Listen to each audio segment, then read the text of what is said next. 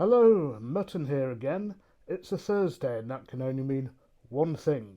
It's weigh-in day. I was going to bring you this segment from outdoors, but it's been raining all day, so we'll have to settle for indoors. But I'm really keen to see how I've done. It's been a week since I've started, and those scores on the doors are the all-important thing.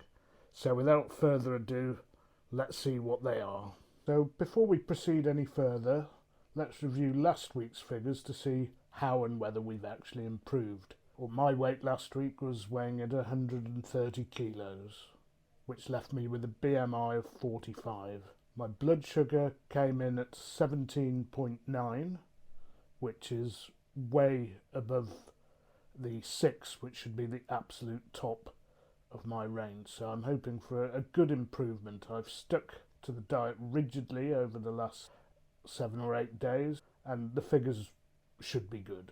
So that rigorous following of the diet last week followed 3 of these every day, just mixed with water.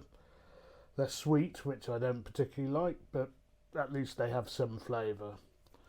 And also 1 little box of salad, which I have every second day, just to provide a bit of fibre. So it's not a lot really, but despite feeling rather hungry on the first few days, it's got a little bit better. The hunger pangs certainly haven't gone completely. Anyway, enough of that. Time for the all-important equipment to come out. I have here my blood testing equipment and my trusty pair of scales. So without any further ado, time for those scores on the doors.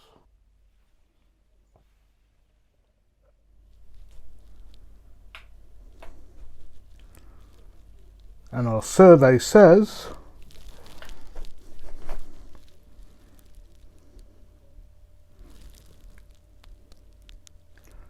127.9. So actually not quite as much as I'd hoped for, but a decent amount of improvement there. And now, ladies and gentlemen, the blood sugar test.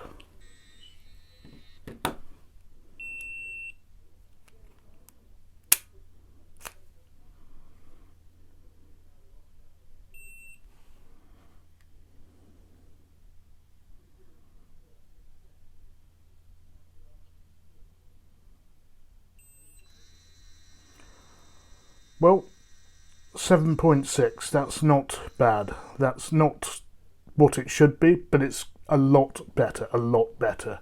And hopefully by this time next week it should even be within non-diabetic range. So if I stick to what I'm doing, I'm sure that aspect will be fine.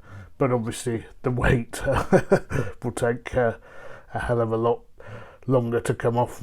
Will it be months? Will it be years? Who knows? So let's have a little look at those scores on the doors and analyse them. So in the weight department, we went down from 130 kilos to 127.9. So that's a loss of 2.1 kilos, which is actually very decent for dieting, although normally on the first week of this slightly extreme regime that I'm on, you lose a lot more than that. But I had been doing 2 weeks of low carb or zero carb beforehand, so I probably lost a bit of water then. So this is more weight rather than water.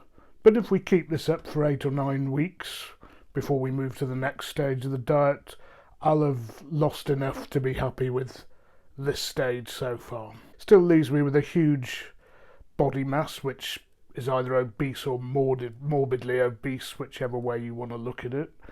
Some people measure it differently, of 44.29. And don't forget, it's supposed to be about 25, so a long way to go to chip bits off that. And finally, the blood sugar. Now there's been a massive improvement there. 17.9 last week, which was horribly high, and now down to 7.6, which is still too high. It's still a diabetic reading, and that's for my fasting blood sugar, which is what I take when I get up, having not eaten anything for 10 hours. 7 is deemed to be diabetic, 6 pre-diabetic, 4 to 6 normal and below 4 too low. So we're nearly there. I fully hope that this time next week the blood sugar will be back to normal. So we'll have another weigh-in and blood test next week, but there'll be a bonus on Tuesday because I'm going to the vaccine trial clinic in Preston. So I'll try and make a video there. I don't know whether they'll let me film inside, but I'll film the journey and keep you all posted as to what's going on. So I hope you're staying with me through this journey. It's going to be a long journey, but keep watching those videos.